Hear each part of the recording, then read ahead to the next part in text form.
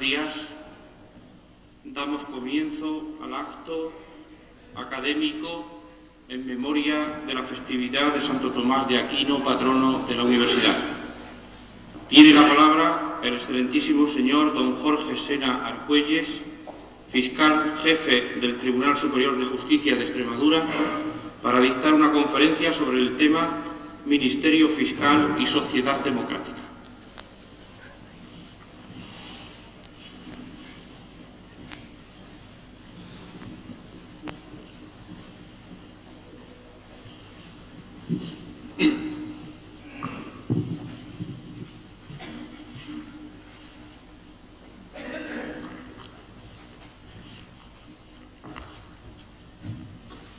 Buenos días, señor rector, señor consejero, señores y señoras profesoras y profesores de esta universidad, queridos universitarias y universitarios de la Universidad de Extremadura. Vaya, lo primero desde aquí, mi gratitud al magnífico y excelentísimo rector de la Universidad de Extremadura, don César Chaparro, por haber tenido la amabilidad de que la voz del Ministerio Fiscal pueda ser oída en un acto tan solemne, tan entrañablemente universitario, en un acto tan importante, por lo que, repito, mi gratitud es verdaderamente sincera hacia el magnífico y excelentísimo rector y amigo mío personalmente, don César Chaparro. Lo que quiero decir a continuación, deseo que no les transmita a ustedes la más mínima sensación de mi autocomplacencia. Pero si he dicho que el rector de la universidad ha tenido la amabilidad de que la voz del Ministerio Público se oiga desde aquí, debo de añadir también que me parece acertado. Me parece acertado que hoy se oiga desde aquí, repito, la voz del Ministerio Fiscal, que no quiero que lo vean ustedes como autocomplacencia, y voy inmediatamente a decirles por qué.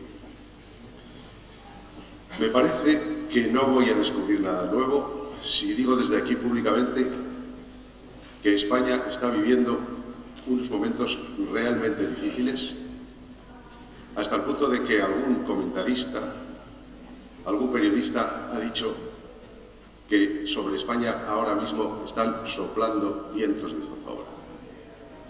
Es cierto, repito, que estamos viviendo unos momentos realmente difíciles. Y los estamos viviendo desde un punto de vista político, desde un punto de vista económico y singularmente desde un punto de vista social, al que por razones obvias solo me voy a referir aquí, por razones de profesionalidad y de independencia. Por eso me interesa destacar y subrayar que estamos viviendo unos momentos difíciles desde el punto de vista social. Y estos momentos difíciles, a mi modo de ver, van, en primer lugar, por un camino de una verborrea excesiva por parte de algunos órganos y representantes de altas instituciones del Estado. Y quisiera señalar un poco más. A mi modo de ver, además de una verborrea excesiva, se está dando una verborrea innecesariamente agresiva y extraordinariamente beligerante. En segundo lugar, mediante esta verborrea y estas situaciones, se está poniendo en entredicho la verdadera esencia de altas instituciones del Estado. Y lo que es peor, se está trasladando un mensaje subliminal a la sociedad democrática española que no acaba de ver todavía dónde empiezan y dónde terminan los derechos y deberes de aquellas instituciones que conforman el sustrato de esta sociedad y de este Estado democrático.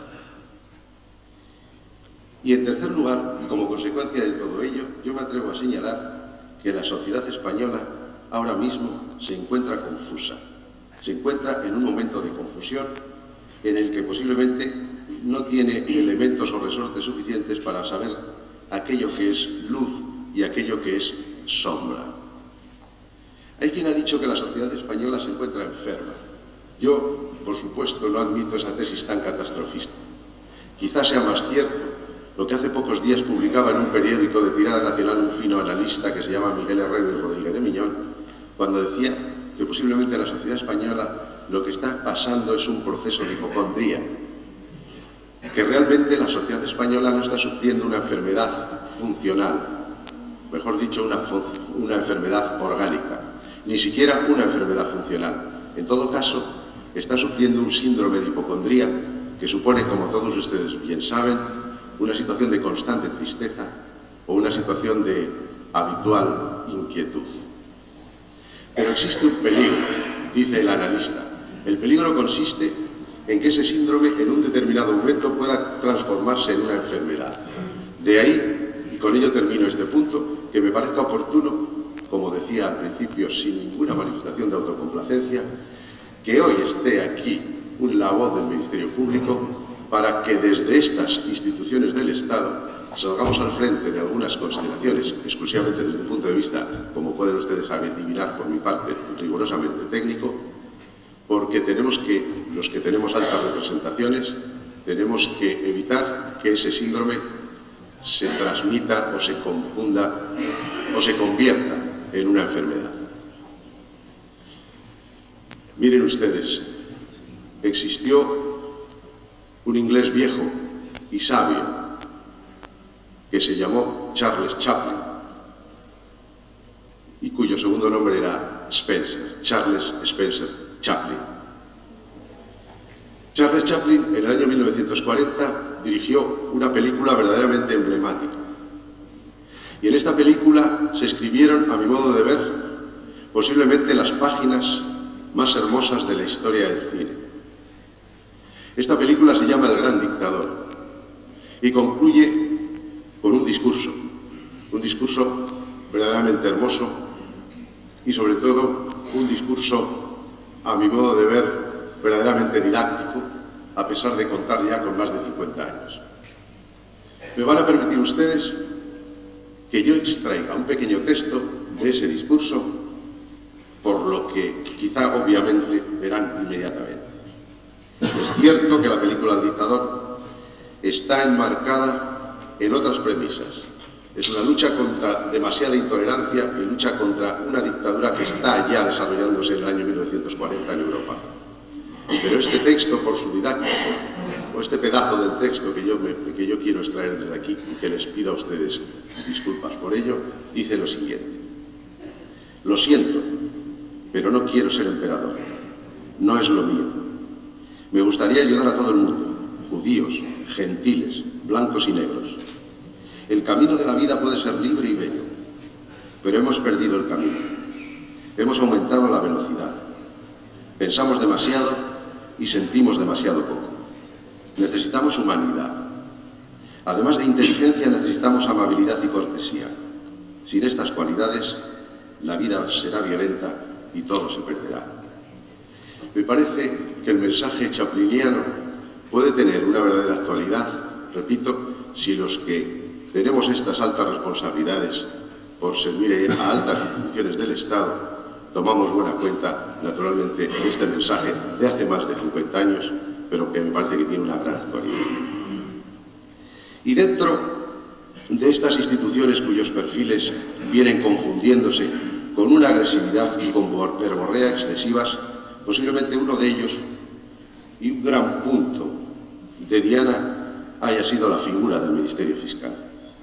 De ahí que cuando el señor rector me proponía pronunciar esta conferencia, se me ocurría que el texto de su título pudiera ser afortunado, diciendo que iba a hablar del Ministerio Fiscal y Sociedad Democrática.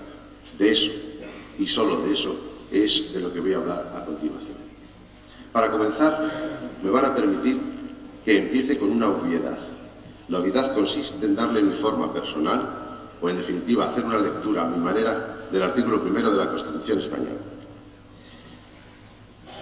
Tenemos la fortuna de vivir en un Estado de derecho libre, en un Estado de derecho democrático y social, en el que las instituciones del Estado deben de volcarse en lograr necesariamente una sociedad más libre, más justa y más democrática.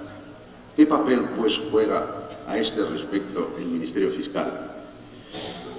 ¿Cuál es su vocación? ¿Cuáles son sus perfiles y sus limitaciones? ¿Cuáles son, en definitiva, las luces y las sombras del Ministerio Público, alta y hartamente criticadas a veces, a mi modo de ver, por un lado, ignorancia y por otro lado, con no rigurosa justicia. Me van a permitir que yo haga unas pequeñas pinceladas históricas para centrarnos inmediatamente en cómo es el Ministerio Fiscal en la sociedad democrática. Les prometo no cansarles en estas pinceladas históricas. Les prometo no incidir en ninguna mal vista erudición. Pero me parece que el Ministerio Fiscal, que es producto de un proceso, me parece preciso, repito, que si el Ministerio Fiscal es producto de un proceso, no entre de bote pronto en la esencia del Ministerio Fiscal, si no es con estos apuntes. Sí debo de decirles, sin perjuicio de que luego volvamos sobre ello, que el Ministerio Fiscal, que en definitiva no es ni más ni menos que un órgano impulsor de la actividad judicial, pues bien, como tal, el Ministerio Fiscal no puede nacer nada más que en un momento bello de la historia. Aparece por primera vez en el segundo tercio del siglo XVIII. Estamos en plena Ilustración. Estamos ante una sociedad que está apostando, como saben bien ustedes los ilustrados, por la razón, por la ciencia, por la justicia y por la democracia. Y después de la Revolución Francesa, que supuso ese gran vuelco en la civilización de nuestro viejo continente, se crea una determinada forma de juzgar, que consiste en suplantar el viejo principio inquisitivo en el cual el juez instruye y falla, con el principio acusatorio, en el cual el jus puniendi, o facultad de castigar que tiene el Estado, se va a hacer, por decirlo de una manera muy gráfica, esquizofrénico. Por un lado, se va a residir o se va a domiciliar en los jueces el jus puniendi efectivo, mientras que la actuación previa para que el órgano del Estado, que se llama juez, pueda castigar, esté estimulado por otro órgano similar a él, que es el Ministerio Público. Y de aquí se tiene su reflejo inmediatamente en nuestra patria ya, en la Constitución Española de 1812, donde se empieza a hablar por primera vez del Ministerio Fiscal. Bien es cierto que algunos comentaristas han tratado por todos los medios de encontrar precedentes remotos del Ministerio Público. Pero es mucho más cierto, créanme ustedes, que el Ministerio Fiscal no tiene antecedentes remotos.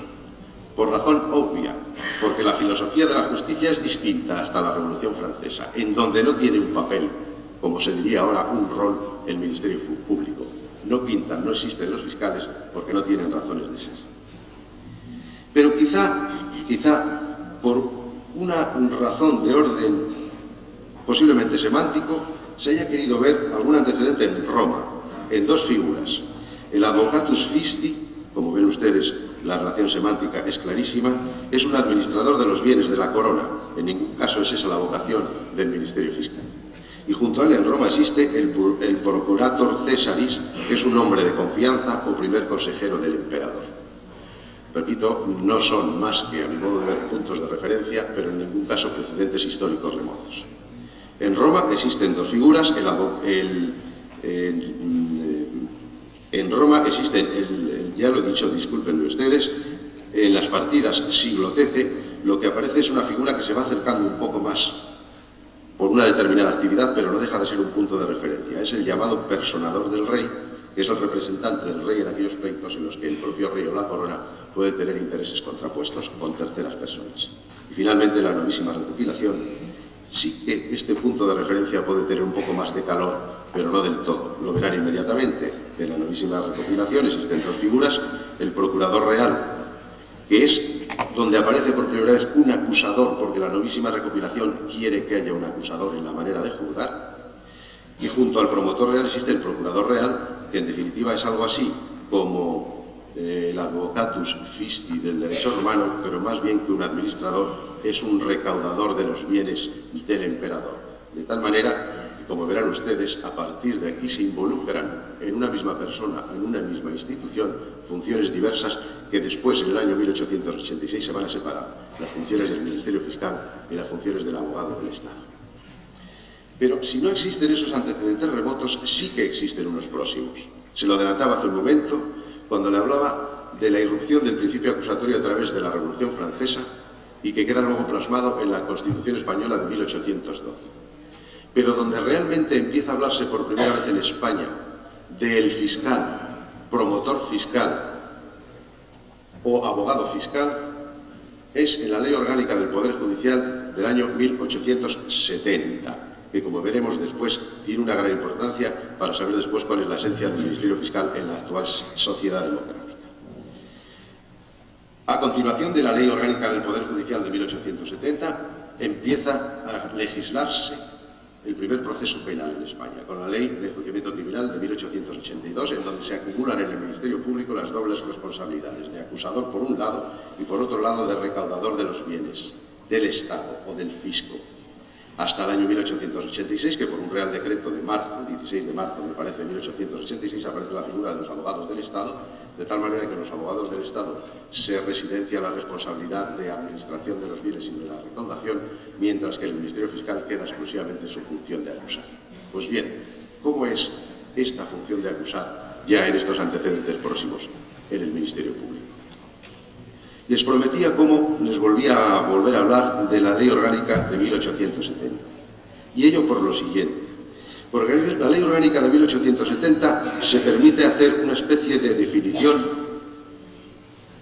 torpe definición, pero se permite hacer una definición de qué es el Ministerio Fiscal. Y dice lo siguiente: el Ministerio Fiscal es el representante del Gobierno ante la Administración de Justicia. Y esta doctrina de la Ley de 1870 se recoge en el primer Estatuto Orgánico del Ministerio Fiscal del año 1926, en donde sigue diciéndose que el Ministerio Fiscal es el representante del Gobierno ante los tribunales de justicia. En esta pequeña evolución llegamos a la Ley Orgánica del Estado del año 1967, todavía en plena hegemonía del régimen anterior. Y la Ley Orgánica del Estado da un paso. En vez de decir que el Ministerio Fiscal es el órgano de representación del Gobierno ante los tribunales de justicia, lo que dice es que el Ministerio Fiscal es el punto u órgano de comunicación, que no de representación, entre el Gobierno y los tribunales de justicia. No cabe duda que cualquier tipo de lectura que hagamos a la Ley Orgánica del Poder Judicial de 1870, al Estatuto del Ministerio Fiscal de 1926 o a la Ley Orgánica del Estado de 1967, cualquier tipo de lectura nos tiene que traducir necesariamente la figura del Ministerio Fiscal con una sumisión jerarquizante al Gobierno, porque lo dice textualmente y porque cualquier tipo de interpretación jurídica que se nos antoje nos debe de convencer necesariamente en que existe esa jerarquización. Y esa jerarquización del Ministerio Fiscal al Gobierno, al Poder Ejecutivo, no solo se da en esto que podríamos llamar leyes nucleares, sino que se da en lo que podríamos llamar, sin ninguna falta de respeto, leyes satélites a otras de menos rango. Observen ustedes que el Estatuto de los Gobernadores Civiles del año 1958, en su artículo 18, dice que el gobernador civil podrá llamar a su despacho al fiscal jefe de la Audiencia Provincial para pedirle opinión o asesoramiento sobre determinadas cuestiones. Es curioso destacar aquí el desplazamiento geográfico del despacho del fiscal jefe al despacho del gobernador civil. Sin embargo, el Estatuto de los Gobernadores Civiles del año 58 se ha visto derogado absolutamente por el actual Estatuto, que es del año 1981, en el que se deroga expresamente el citado artículo 18, evitando cualquier tipo de relación jerarquizante o de cualquier otro tipo de relación al respecto entre el Gobierno civil o el gobernador civil, la Fiscalía o el fiscal jefe. Pero no debemos de olvidar que el segundo Estatuto de los Gobernadores Civiles del año 81 está gestado después de un hecho importante en España. Me estoy refiriendo evidentemente a la Constitución Española de 1978. Y es que la Constitución Española empieza a dar unos nuevos aires a la esencia del Ministerio Fiscal. La Constitución Española, por usar un término del que gustaba mucho un fiscal llamado Javier Moscoso, la Constitución Española hace un diseño democrático, usaba este término, del Ministerio Fiscal. Porque, como veremos inmediatamente, supera absolutamente todas las reminiscencias de jerarquización que existían en las leyes que acabamos de comentar y en las normas de rango inferior. Y le da un brillo nuevo, le da una sustancia totalmente distinta que, como veremos después, vamos a tratar de desarrollar. Necesariamente tengo que recitarles a ustedes, no se asusten, no es ningún poema, recitarles a ustedes como si fuera un alumno el artículo 124 de la Constitución española, porque tiene un verbo tan exacto y tan concreto que si yo lo hiciera a mi manera, seguro que le quitaría brillantez. El artículo 124 de la Constitución española dice lo siguiente: el Ministerio Fiscal, o la misión del Ministerio Fiscal, consiste en promover la acción de la justicia en defensa de la legalidad, de los derechos de los ciudadanos y del interés público tutelado por la ley. Y sigue diciendo: y debe guardar la independencia de los tribunales y satisfacer junto a ellos el interés social. Y continúa diciendo para terminar: en todo caso, el Ministerio Fiscal estará exclusivamente sometido a los principios de legalidad y de imparcialidad. Creo que con menos palabras no se pueden decir tantas cosas. Y este artículo 124 de la Constitución española se refleja absolutamente en el Estatuto Orgánico del Ministerio Fiscal, que es del año 1981 y que deroga absolutamente aquel de 1926 en el que se atisbaba o se demostraba la relación jerarquizante entre el Ejecutivo y el Ministerio Público. Y el Estatuto Orgánico del Ministerio Fiscal, en su artículo primero y en el artículo 2, apartado primero, traduce exactamente lo mismo que el artículo 124 de la Constitución española, con un aditivo al que nos referiremos después. Es decir, es igual que el artículo 124, pero añade lo siguiente: el Ministerio Fiscal integrado con autonomía funcional en el Poder Judicial. Luego veremos cuál es el significado que ha querido dar el legislador a este respecto, y en todo lo demás dice lo mismo. Pues bien, si me permiten una interpretación jurídico-sistemática del artículo 124 de la Constitución española y de los artículos 1 y 2, apartado 1 del Estatuto Orgánico del Ministerio Fiscal de 1981, podremos llegar necesariamente a las siguientes conclusiones. Primero, el Ministerio Fiscal es un órgano del Estado. Y es un órgano del Estado por dos razones incontestables. Primera, porque el Ministerio Fiscal está tratado en la Constitución en el título sexto. Y el título sexto de la Constitución española es un título que habla de un poder del Estado, que es el Poder Judicial.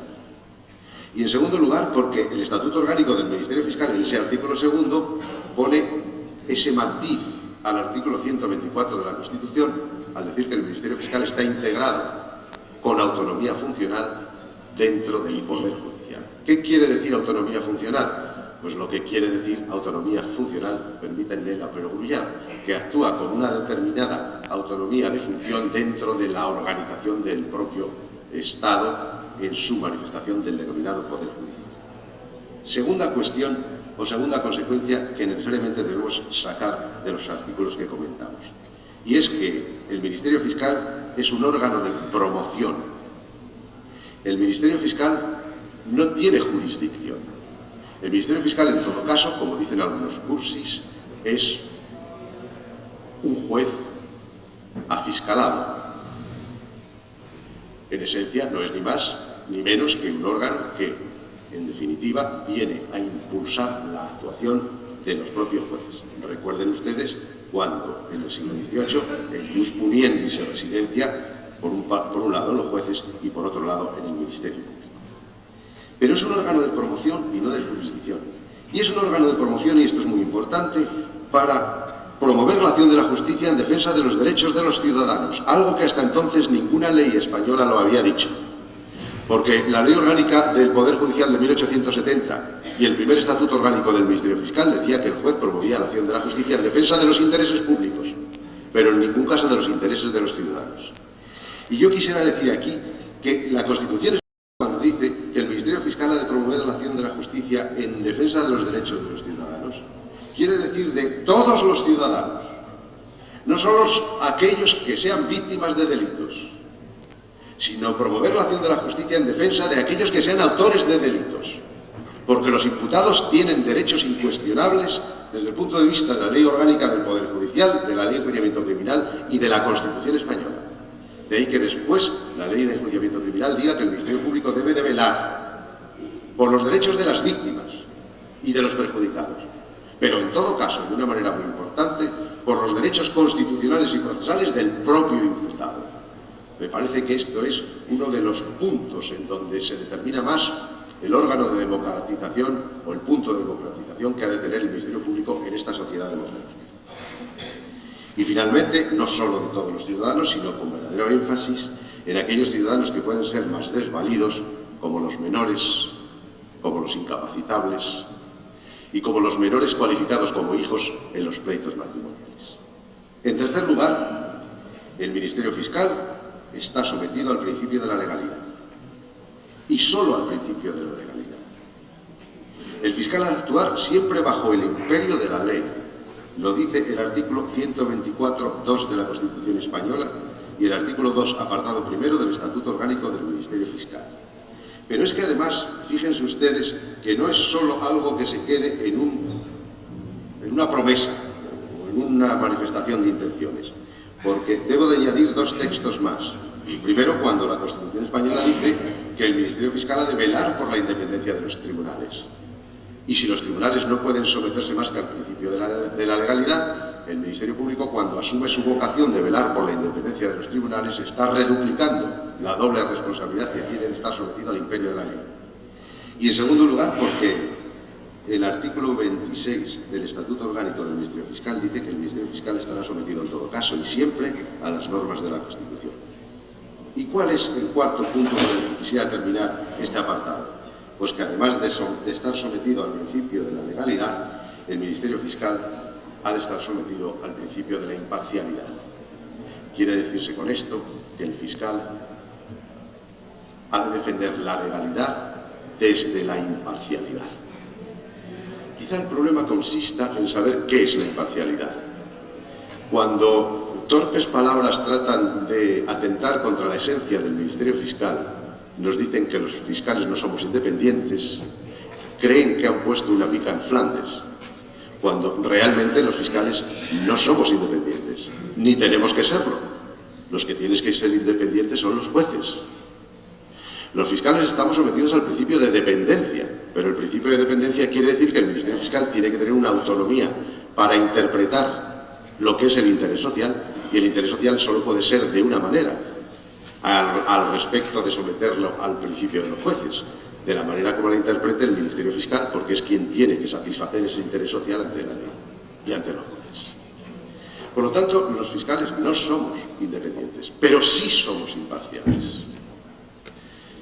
Repito, el problema consistiría en saber qué es la imparcialidad, sin meternos en grandes disquisiciones jurídicas o políticas. Permítanme ustedes que recurra al mecanismo que en este caso me imagino que usaría el viejo Karl Popper, diciendo que, en definitiva, la imparcialidad es la falta de compromiso con aquello que es puramente ocasional o aquello que es puramente accidental o aquello que es coyuntural. Y además de ser la imparcialidad la falta de compromiso con eso, será en todo caso la fidelidad a los principios incuestionables y a los principios legales. De tal manera que, insisto, la imparcialidad es algo que no tiene ninguna significación peyorativa comparándolo con la independencia, porque independencia e imparcialidad pueden caminar juntos para lograr un perfecto resultado y una perfecta brillantez en la administración de justicia. Esto hasta aquí pudiera ser las luces del Ministerio Fiscal. Las sombras del Ministerio Fiscal, como ustedes pueden recordar, porque se lee casi a diario y se comenta casi a diario por parte de algunos analistas políticos más o menos afortunados, las sombras, repito, posiblemente se centren en un mecanismo muy discutido, que es el mecanismo de nombramiento del fiscal general del Estado. Observen que el artículo 124.4 de la Constitución Española dice que el fiscal general del Estado será nombrado por el Rey, a propuesta del Gobierno, previa audiencia del Consejo General del Poder Judicial. Y el artículo 29 del Estatuto Orgánico del Ministerio Fiscal dice que para ser fiscal general del Estado se necesita ser jurista de prestigio con más de 15 años de ejercicio efectivo, y subrayo efectivo, por lo que ustedes ya saben, en el ejercicio de la función judicial. Bien, y esto está sometido a cuestión por parte de la opinión pública. Se dice a nuestro modo de ver con gran alegría que el Ministerio Fiscal está sometido al Gobierno porque el Gobierno lo nombra y que naturalmente al estar sometido al Gobierno en ningún caso puede ser imparcial porque en todo caso puede obedecer a determinadas exigencias de oportunidad u oportunismo que le marque el Gobierno de la Nación. Quiero leer, porque tiene 3 líneas, una frase que el Fiscal General del Estado, en el mes de septiembre, pronunció en el discurso que tuvo lugar ante el rey, ante Juan Carlos, el rey de España. Las 3 líneas son las siguientes. Desde la serenidad institucional que exige el tratamiento de una cuestión de Estado como esta, la del nombramiento del Fiscal General del Estado, debe de exigírsele a la opinión y a la sociedad una mayor seriedad. Yo creo que el Fiscal General del Estado lo que nos quiso decir es lo siguiente. Para nombrar un Fiscal General del Estado es necesario que concurran 2 cuestiones. Permítanme la mínima disquisición filosófica. Cuestiones contingentes por un lado y cuestiones necesarias por otro. ¿Cuáles son las cuestiones contingentes? Pues las cuestiones contingentes son los meros mecanismos de nombramiento. Tiene que ser nombrado por alguien, lo nombra el rey a propuesta del Gobierno. ¿Cuáles son las cuestiones necesarias? Que esa persona que está nombrada mediante ese mecanismo contingente obedezca a los principios de legalidad e imparcialidad. Lo de menos será lo contingente, lo importante sea o será lo necesario. Si prostituimos lo necesario, prostituiremos la figura del Fiscal General del Estado. Pero en ningún caso pretendamos que, a ultranza, prostituyendo las cuestiones contingentes, estemos haciendo un flaco servicio a la figura del Fiscal General del Estado. Yo creo que al Fiscal General del Estado hay que exigírsele un mínimo de credibilidad y un máximo de responsabilidad. Y si entendemos que los principios de legalidad e imparcialidad así lo marcan, creamos en el Fiscal General del Estado. Y si no, la persona que encarga al final al Fiscal General del Estado tendrá que ser responsable ante quien sea, pero sobre todo ante su propia conciencia, de aquello turbio u oscuro que puede hacer en determinado momento. Desde el punto de vista de la legislación comparada, quiero decirles a ustedes que no encuentro ninguna figura absolutamente aséptica, como quieren los puristas, para que se encuentre la figura del Fiscal General del Estado absolutamente descontaminada, como si se encontrara al mismo tiempo en una burbuja. Se ha hablado de una fórmula que pudiera ser la siguiente. Es la fórmula del denominado Fiscal General del Estado parlamentario, que consiste en que sea el Parlamento quien nombre al Fiscal General del Estado y que no sea el Gobierno quien lo proponga para que lo nombre el Rey. Pero fíjense ustedes en lo siguiente. Si ese es el mecanismo utilizado para nombrar figuras tan señeras como el Defensor del Pueblo y como los miembros del Consejo General del Poder Judicial, y se sigue tachando de parcialidad al Defensor del Pueblo y a los miembros del Consejo General del Poder Judicial por haber cometido el gravísimo pecado, entre comillas gravísimo, de ser nombrados por la Asamblea Popular, que es el Parlamento, no resolveríamos nada, señores, si al Fiscal General del Estado lo nombrara posiblemente el Parlamento, porque nos encontraríamos con esa misma y torpe objeción. Simplemente terminar este punto, y ya voy acabando todo, diciéndoles algo que ha llegado a mis manos esta misma mañana. Esta mañana ha llegado a mis manos un borrador de una nueva ley orgánica del Poder Judicial que se está estudiando en el Ministerio de Justicia y que posiblemente sea una cuestión a tratar en una reunión de fiscales jefes que va a haber en los próximos días en Almería. En este borrador que ha llegado a mis manos esta mañana puedo trasladarles como primicia lo siguiente. Parece que el Fiscal General del Estado va a ser nombrado de la misma manera, puesto que no hay que tener pudor en que sea nombrado de esa manera. Pero en todo caso se le va a dar una dimensión cronológica al Ministerio Fiscal que posiblemente sí de una gran fe, y es la siguiente, que así como el Fiscal General del Estado ahora no tiene un nombramiento limitado en el tiempo, el Fiscal General del Estado será nombrado por el plazo de 5 años, con lo cual puede simultanear a lo largo de su mandato un ejecutivo de un color o un ejecutivo de otro, porque, repito, en los 5 años pueden ocurrir muchas elecciones. Y finalmente voy a terminar con toda la brevedad que pueda, hablando de lo último, que es lo siguiente. Tratar de trasladarles cuáles son las relaciones del Ministerio Fiscal con los demás poderes del Estado. Él, como sabemos, está integrado con la autonomía judicial con la autonomía funcional dentro del Poder Judicial. Veamos cómo son las relaciones con los otros poderes. Hace algún tiempo se oyó una voz que dijo: Montesquieu ha muerto, y me parece que aquello fracasó absolutamente. Montesquieu está vigente, no puede estar de otra manera Montesquieu más que vigente en la división de los poderes del Estado. Los poderes del Estado tienen que ser independientes. Pero esto no quiere decir, como afirman algunos constitucionalistas, y yo me apunto a ello, que los poderes del Estado, si bien, o a fuer de ser independientes, mejor dicho, pueden ser permeables.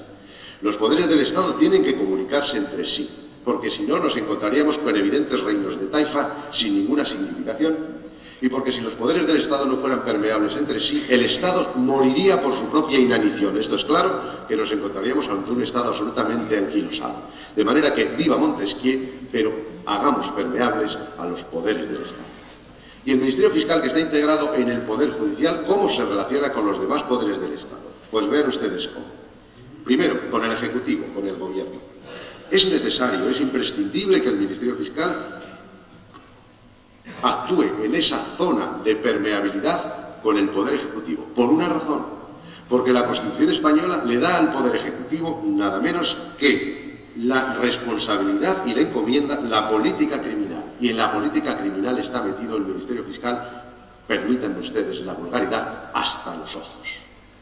Porque el Ministerio Fiscal debe de tener incluso colaboración de tipo prelegislativo, como veremos después, y porque el Ministerio Público tiene naturalmente una función con el Gobierno establecido en la propia Constitución, y es presentar una memoria anual con la cual se le traslada al Ejecutivo para que éste luego lo traslade al Legislativo aquellas exigencias más importantes que en un determinado territorio o en todo el territorio de la nación pueden hacerse visibles desde el punto de vista de la aplicación de normas, por ejemplo, del derecho penal. El artículo 8.1, me interesa mucho destacarlo desde aquí, de la Constitución española, del Estatuto Orgánico del Ministerio Fiscal, dice textualmente lo siguiente: el Gobierno podrá interesar, subrayo la palabra, el Gobierno podrá interesar del Fiscal General del Estado que promueva ante los tribunales las actuaciones correspondientes. ¿Cuántas veces, señores, han leído ustedes en el periódico: el presidente del Gobierno ha ordenado al Fiscal General del Estado que actúe en determinada cuestión? Y eso va creando un pozo de susceptibilidad en el ciudadano. Y ese es un perverso mensaje subliminal que alguien intencionadamente está trasladando al ciudadano, y yo quiero desmontar desde aquí. El Gobierno, ni el presidente del Gobierno, puede ordenar al fiscal absolutamente nada. En todo caso podrá interesar. Pero fíjense ustedes hasta qué punto está lavado de responsabilidad el Fiscal General del Estado, que ni siquiera él unilateralmente puede tomar parte en la decisión que le está sugiriendo o interesando el presidente del Gobierno. ¿Por qué? Porque el Ministerio Fiscal juega siempre en un ámbito absolutamente democrático y cuenta con algo que se llaman organismos correctores. Y en esos organismos correctores está la Junta de Fiscales de Sala, que, como dice el artículo 8.2 del propio Estatuto Orgánico, cuando el Fiscal General del Estado recibe una comunicación del presidente del Gobierno interesando que actúe ante los tribunales de justicia de determinada manera, el Fiscal General del Estado, antes de tomar una decisión, la someterá a la libre consideración de los fiscales de sala, que son 17 y que por lo tanto son múltiples y en todo caso heterogéneos. ¿Cómo son las relaciones con las Cortes? Es decir, cómo es la relación del fiscal como órgano del Estado con ese otro poder del Estado que es el legislativo. Pues de la siguiente manera. Desde un punto de vista especulativo, yo entiendo que el Fiscal General del Estado, pero no más que una opinión, o que el Ministerio Fiscal puede tener una gran función prelegislativa, dándosele traslado de los proyectos de ley relacionados con su función para que pueda manifestar sus opiniones, como naturalmente viene haciéndose, por ejemplo, también en esta autonomía, cuando el fiscal ha podido opinar y ha tenido ocasión de opinar y colaborar con el Gobierno de Extremadura para la confección de determinadas leyes, como por ejemplo la ley de atención de menores. Pero esto es desde un punto de vista especulativo. Desde un punto de vista puramente legal, con las Cortes el fiscal colabora de las dos siguientes formas. El artículo 10 dice que el Fiscal General del Estado podrá comparecer en las Cortes siempre que sea solicitado por el presidente de las mismas para informar allí sobre determinadas cuestiones. Y esto tiene una traslación también en las autonomías, puesto que quien ahora os habla, hace pocos días fue requerido por un grupo de diputados de un determinado partido político de Extremadura para comparecer ante la Asamblea de Extremadura y hacer allí determinadas manifestaciones o requerimientos que cortésmente se le hicieron. Y en segundo lugar, su relación con las Cortes está recogida en el artículo 76, en donde se dice que las comisiones de investigación, ahora tan de moda, cuando lleguen a la conclusión de que un hecho puede ser, de los investigados, puede ser constitutivo de delito, darán traslado al Ministerio Fiscal para que éste actúe o no. Pero siempre el Ministerio Fiscal lo tiene que hacer, contando con la autorización de la Junta de Fiscales de Sala, como cuando es interesado por parte del Fiscal General del Estado. Podría decirle algunas cosas más, pero me niego a ello por cuestiones de tiempo y porque les estoy evidentemente cansando. Simplemente quisiera terminar diciendo lo siguiente. Yo pertenezco a una generación que ha amado muchas cosas, pero fundamentalmente ha amado a un personaje que murió trágicamente y que se llama Marcel Camus. Yo acabo de leer su última novela, Editala, que no es la primera, Editala, pero allí nos manda un mensaje de búsqueda de raíces y me parece que la doctrina o la teoría o la obsesión del viejo Camus de buscarse a sí mismo y buscar sus señas de identidad es tan importante para el propio ser como para las instituciones que nosotros representamos. Permítanme ustedes que si mi ambición me lleva a pensar que de alguna manera les he trasladado a ustedes un ministerio fiscal distinto, un ministerio fiscal aséptico, un ministerio fiscal imparcial y un ministerio fiscal sometido al principio de la legalidad. Si no lo he logrado, me sentiré muy desazonado, pero en todo caso he dejado todo en mi intención. Muchísimas gracias y disculpen si me he prolongado en este.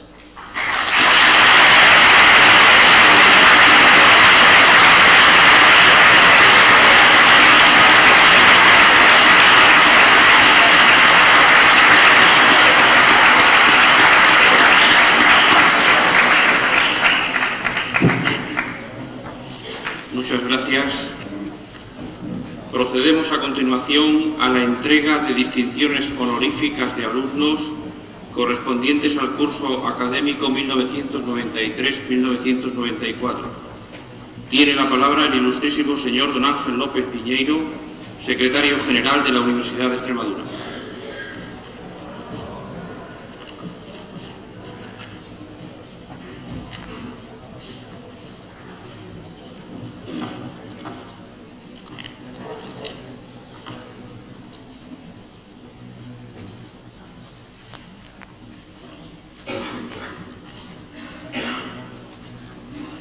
La Universidad de Extremadura, con estas distinciones, quiere premiar la labor del estudiante al término de la realización de los distintos estudios.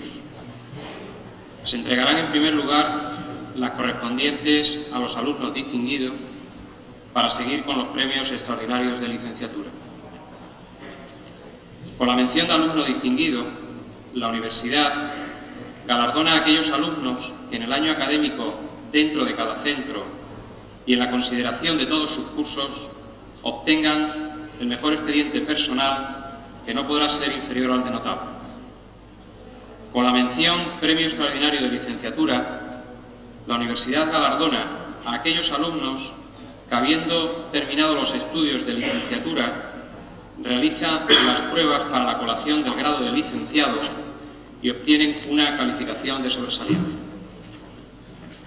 A continuación, van a ir siendo nombrados los interesados que subirán al estrado para retirar el diploma acreditativo de su distinción, comenzando en primer lugar con los alumnos distinguidos que han sido propuestos por los respectivos centros. Se inicia con doña María del Carmen Cillero Sánchez por la Escuela Universitaria de Enfermería de Plasencia.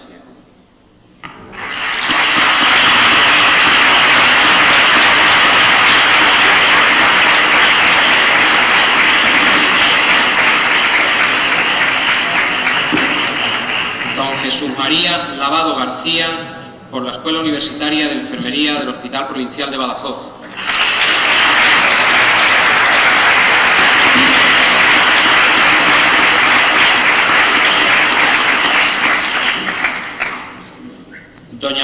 José Osorio Gómez, por la Escuela Universitaria de Enfermería de Mérida.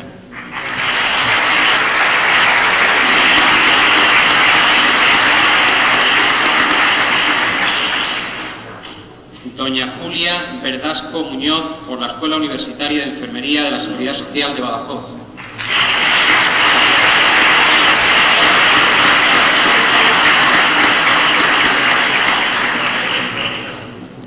Doña María Pilar Ruiz Ballesteros, correspondiente a los estudios de formación del profesorado de EGB del Cultural Santana en la especialidad de Filología.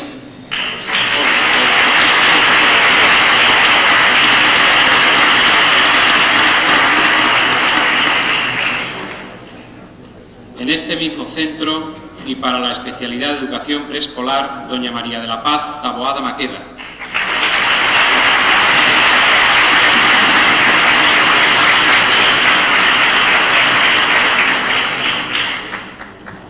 Don César González Cervera, correspondiente a los estudios de Diplomado en Ciencias Empresariales, especialidad Contabilidad, de la Escuela Universitaria de Estudios Empresariales de Cáceres.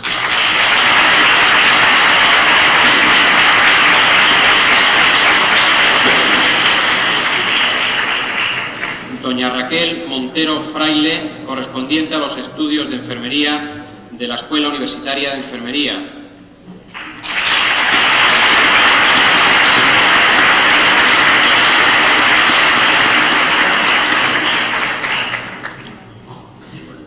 Doña Pilar Rodríguez Martín, correspondiente a los estudios de Ciencias Empresariales, especialidad Contabilidad, de la Escuela Universitaria de Estudios Empresariales de Badajoz.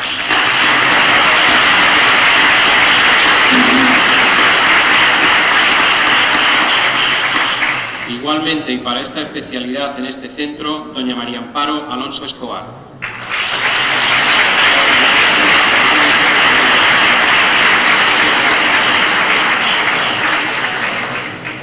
Correspondiente a los estudios de profesorado de EGB en la especialidad de Filología del Centro Escuela Universitaria del Profesorado de EGB de Cáceres, doña Joelle Loesti.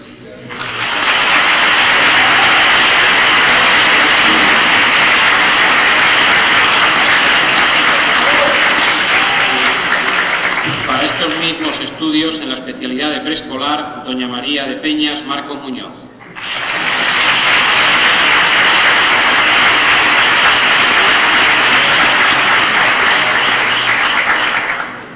Para los estudios de maestro en este mismo centro, en la especialidad de Educación Primaria, don Miguel Ángel Fernández González.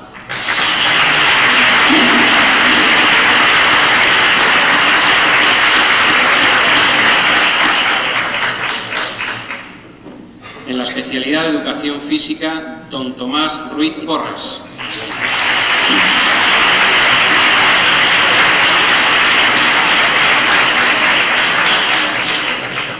Para los estudios de profesorado de EGB en la especialidad de Filología y del Centro Escuela Universitaria del Profesorado de EGB de Badajoz, doña María José Montero Cuadrado.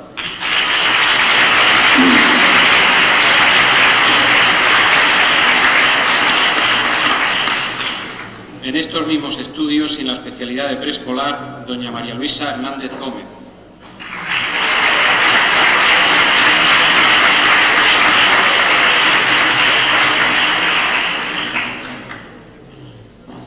Para los estudios de maestro en este mismo centro, especialidad de Educación Primaria, doña Raquel Siste Herrera.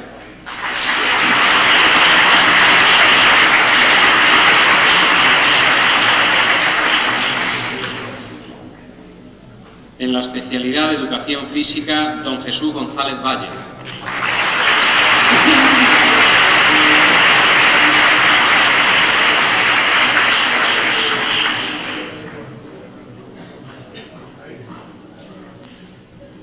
En los estudios correspondientes a Ingeniero Técnico Agrícola de la Escuela de Ingenierías Agrarias, en la especialidad de Explotaciones Agropecuarias, doña Adelaida Mejías Montero.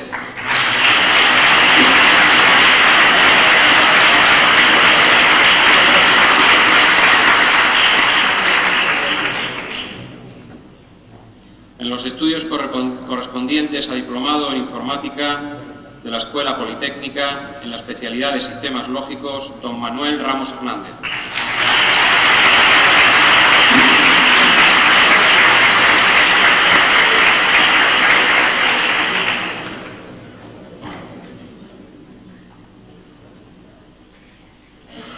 Para los estudios de Ingeniero Técnico Industrial impartidos por la Escuela de Ingenierías Industriales por la especialidad de Electricidad, don Alfonso Carlos Sánchez Metidieri.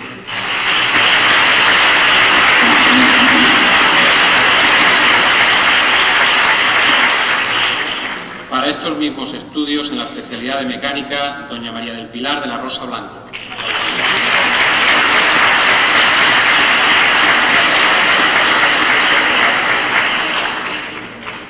Para los estudios de licenciado en Veterinaria impartidos por nuestra Facultad de Veterinaria en la especialidad de Zootecnia, don Juan Manuel Suárez Iglesias.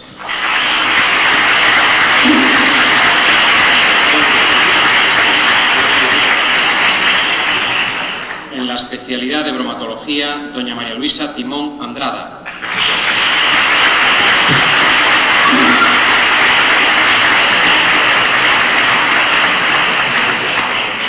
Y en la especialidad de Medicina y Sanidad Animal, don Juan Antonio Rosado Dionisio.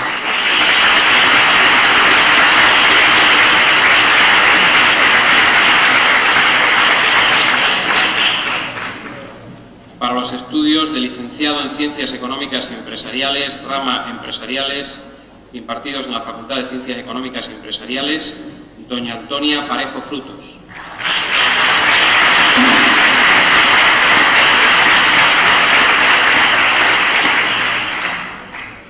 Para los estudios de licenciado en Filosofía y Letras, impartidos en la Facultad de Filosofía y Letras en la especialidad de Filología, doña Isabel Rodríguez Ponce.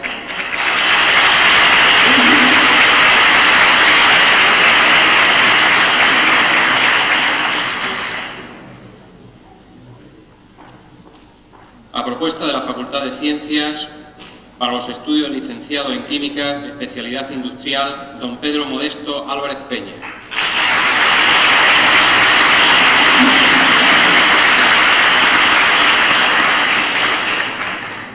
Para estos mismos estudios, en la especialidad de Fundamental, doña Manuela Álvarez Peña.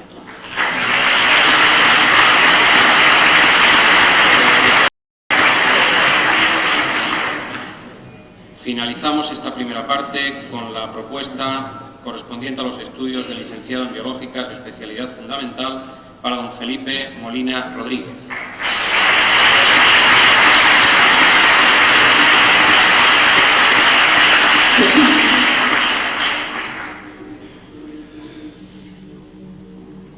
A continuación, vamos a nombrar a los distinguidos con los premios extraordinarios de licenciatura y que han sido igualmente propuestos por los respectivos centros. Por la Facultad de Veterinaria, don Juan Antonio Rosado Dionisio.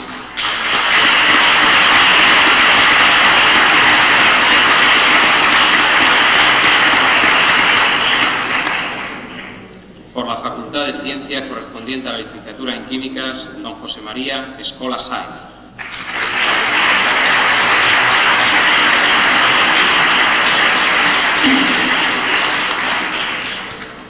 Y finalmente, la propuesta para los estudios de Biológicas a favor de don Francisco Javier Martín Romero.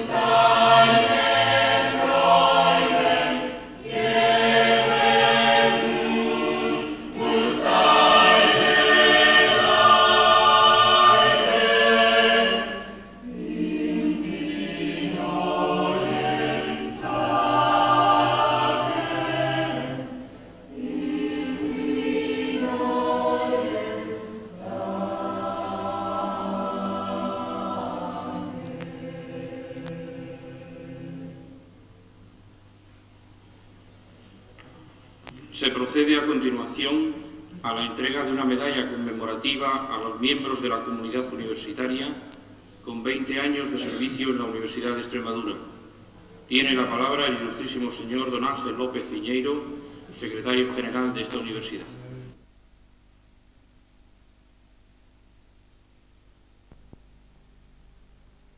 Quiero reconocer la labor desarrollada por algunos miembros de la comunidad universitaria que llevan en el desempeño de sus funciones, tanto académicas como no académicas, 20 años.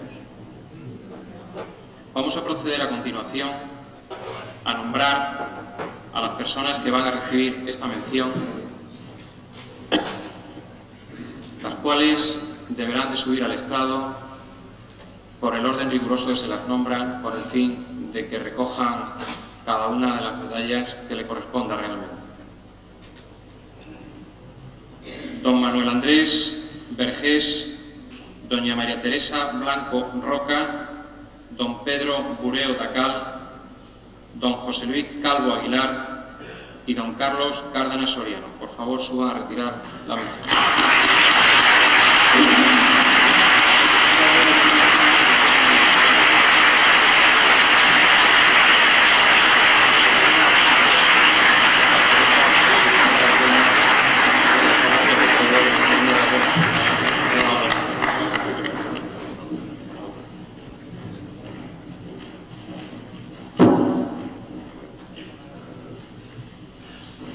Doña Guadalupe Castillo Benítez Cano, doña María Teresa del Barco Miranda, doña Blanca Durán López, don Miguel Ángel Fajardo Caldera y doña María de los Ángeles Faraldo Roca. Por favor, acérquense.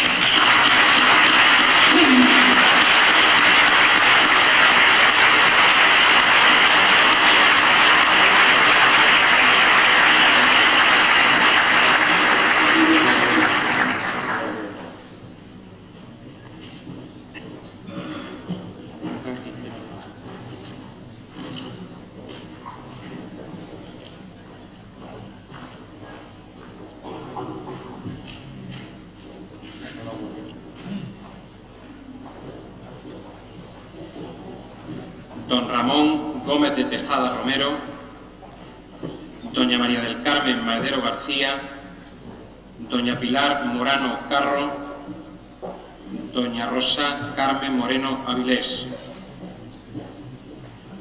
y don Francisco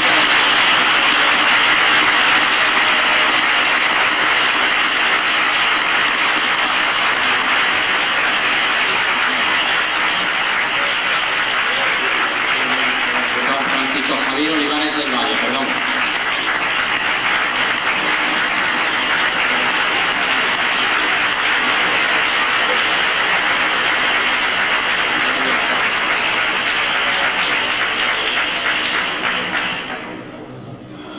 Don Joaquín Parra Escudero, don José Pastor Villegas, doña Juana Pérez Mañanas, don Emilio Román Galán y doña María Jesús Salas Holgado.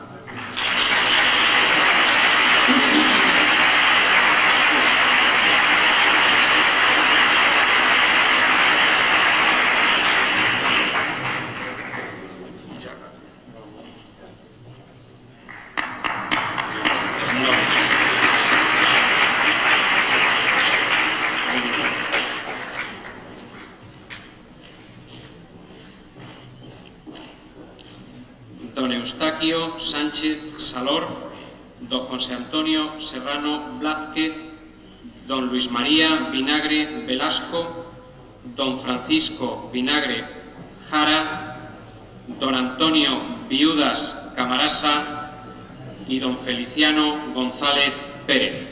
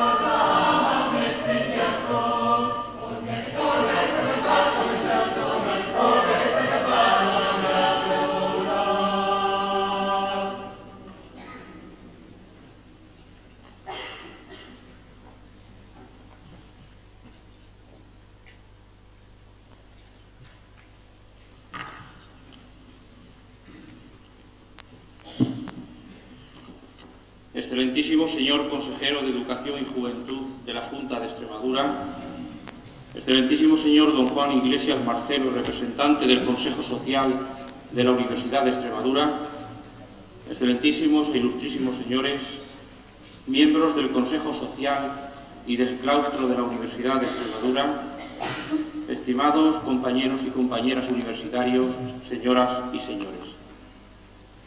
Un año más, la Universidad de Extremadura, siguiendo la más pura tradición universitaria, honra la memoria de su patrono Santo Tomás de Aquino. Mi más cordial bienvenida y agradecimiento a las personas, autoridades, universitarios y llanamente amigos que hoy nos acompañan, queriendo de esa manera rendir tributo a los valores genuinamente universitarios que se ven encarnados en la figura del Santo de Aquino. Felicitación y agradecimiento especiales que deseo personificar en el señor fiscal del Tribunal Superior de Justicia de Extremadura, don Jorge Sena, cuya conferencia nos ha servido de incomparable introito a esta celebración. En la elección de su persona, hemos querido testimoniar el agradecimiento de la institución universitaria extremeña hacia otra institución, el Ministerio Fiscal, y más en concreto a un hombre de talante y mente universitarios, de saber amplio y con la apreciable capacidad de unir conocimientos jurídicos y de otra índole y aplicarlos de manera flexible a nuestra realidad cambiante. Muchas gracias, estimado Jorge Sena, por tu generosa e importante aportación en este acto académico. Mis palabras no van a ser muchas, más bien pretendidamente escasas, las suficientes para transmitirles alguna que otra reflexión o sentir sobre los hechos que en el día de hoy se están desarrollando y que conforman un mosaico de significaciones y símbolos. En primer lugar, la Universidad de Extremadura ha hecho patente su reconocimiento a los alumnos y alumnas que han demostrado en las diferentes titulaciones y especialidades un aprovechamiento excepcional. Junto al reconocimiento, una vez más la decidida apuesta en el seno de la institución universitaria por una ética cada vez más necesaria del esfuerzo. A veces da la impresión de que trazamos a nuestros jóvenes caminos excesivamente fáciles por los que transitar con comodidad y despreocupación. El acceso a la enseñanza superior y la consecución de un título universitario han de ser sentidos como un derecho que exigir y como un deber de cuyo cumplimiento hay que dar cuenta sin ningún tipo de excusas a la sociedad que lo proporciona. Sé que hablar de responsabilidad, de esfuerzo o rigor atemoriza a más de uno, pero lo que se reconoce a fin de cuentas en la entrega de distinciones a estos alumnos universitarios es simplemente eso. Mi más sincera felicitación a ellos y a sus familias y los mejores deseos de que encuentren pronto el adecuado y merecido puesto que en la sociedad merecen. Espero igualmente que cuando hayan pasado unos años miréis, queridos alumnos y alumnas, hacia atrás con agradecimiento en la seguridad de que esta Universidad de Extremadura os ha dado lo mejor de sus capacidades y esfuerzos. En segundo lugar, y cumpliendo el compromiso adquirido el año pasado, la Universidad de Extremadura ha expresado su agradecimiento institucional a aquellos de sus trabajadores y trabajadoras que llevan 20 años en el desempeño de la labor. Todos sabemos que las grandes empresas se han llevado a cabo con el esfuerzo solidario de muchos anónimos participantes, y lo digo no porque se desconozcan sus nombres, a quienes la institución, con generosidad, ha de mostrar público agradecimiento. Pocas cosas han de resultar a la vez tan hermosas y tan satisfactorias como ayudar, aunque sea de manera humilde y a veces limitada, a esa obra colectiva que se denomina construir el futuro y que en esta ocasión tiene su concreta plasmación en el nacimiento y consolidación de la Universidad de Extremadura. Este es el significado que tiene la mención de todos los miembros de la comunidad universitaria extremeña que han prestado sus servicios en la misma durante 20 años de universidad. muchas pequeñas o grandes historias y muchas vidas dedicadas y en alguna ocasión entregadas en su totalidad y hasta el final a la única empresa que se nos ha encomendado por la sociedad, la generación desinteresada del saber y su ineludible y necesaria transmisión. A todos estos compañeros y compañeras de la comunidad universitaria, nuestro más sincero agradecimiento. Permítanme, en tercer lugar y para finalizar, referirme de una forma más concreta a lo que constituye, como he dicho en el inicio de mi intervención, el motivo elemental de nuestra presencia en este acto, la memoria del patrono de la Universidad, Tomás de Aquino. Si lo hago de esta manera es porque deseo destacar en él, paradigma del auténtico universitario, un par de actitudes dignas de elogio y emulación: su obsesión por investigar y transmitir la verdad y un carácter aperturista y libre de prejuicios en la labor científica. Una frase que posteriormente se constituyó el lema de la Orden de Predicadores resume en 3 palabras la magnitud de la obra y la vida del santo de Aquino: contemplata alis tradere, es decir, transmitir a los demás la verdad adquirida por la investigación. Fue un hombre que por ascendencia y medios tuvo posibilidades de alcanzar posiciones de prestigio. La familia, como siempre, hubiera preferido verle como abad del más famoso de los monasterios, Montecassino, pero él, sin embargo, optó como simple fraile de una orden mendicante por dedicar su vida a la búsqueda y transmisión de la verdad. Su afán investigador y divulgador tuvo la expresión más evidente en la magnitud, profundidad y lucidez de su obra. Más de 130 títulos diversos en la temática, el género expositivo o en la extensión. Además, y a pesar de esa magnitud, Tomás de Aquino no se circunscribió a un único molde pedagógico para materializar en el papel sus conocimientos, sino que se sirvió de diferentes modelos expositivos, sin mermar un ápice el rigor intelectual necesario en cada tema. Pero el santo de Aquino, además de buen buscador y pedagogo, fue un innegable ejemplo de espíritu abierto y progresista. Prueba de ello fue el hecho de que no dudó en mostrar franca simpatía por el sistema filosófico de Aristóteles en una época en que un número nada reducido de autoridades eclesiásticas y no eclesiásticas le era abiertamente hostil. En 1215 habían sido prohibidas en la Universidad de París las obras aristotélicas que versaran sobre metafísica o filosofía natural, y varios años después se pretendió que la prohibición alcanzara también al estudio de Tolosa. Tomás de Aquino, a pesar de la situación, supo apreciar el valor de aquella filosofía tan denostada. La estudió a fondo, redactó comentarios a las obras fundamentales de Aristóteles y asumió muchas de sus tesis básicas como entramado perfectamente válido para desarrollar explicaciones filosóficas. Hasta lo cita con la expresión antonomástica de el filósofo. Y no es menos significativo que el santo de Aquino asumiera comentarios de Averroes, el filósofo musulmán, o de Avicenas, a quien también cita con relativa frecuencia. Y no conviene olvidar que en el siglo XIII continuaban las cruzadas y las luchas de la Reconquista en España. Tomás de Aquino estaba dotado de un espíritu demasiado sincero y aperturista para ponerse en guardia ante mezquinas diferencias accidentales. Él ansiaba alcanzar la verdad y transmitirla a los demás. Como cristiano, evidentemente tenía la certeza de que las verdades más trascendentales venían de la luz de la revelación, pero también era consciente de que la razón usada rectamente podía alcanzar muchas verdades que no entraban en el ámbito de la fe. Y en ninguna parte estaba escrito que el uso correcto de la razón fuera un privilegio de los cristianos.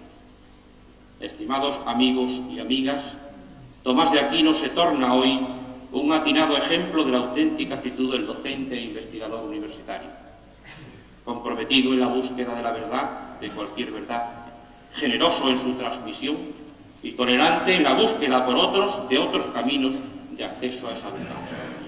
Desde este remozado salón de actos, que ojalá sea usado día a día para desarrollar en él un sinfín de actividades culturales, os deseo un día muy feliz en la memoria de nuestro patrono Tomás de Aquino. Muchas gracias.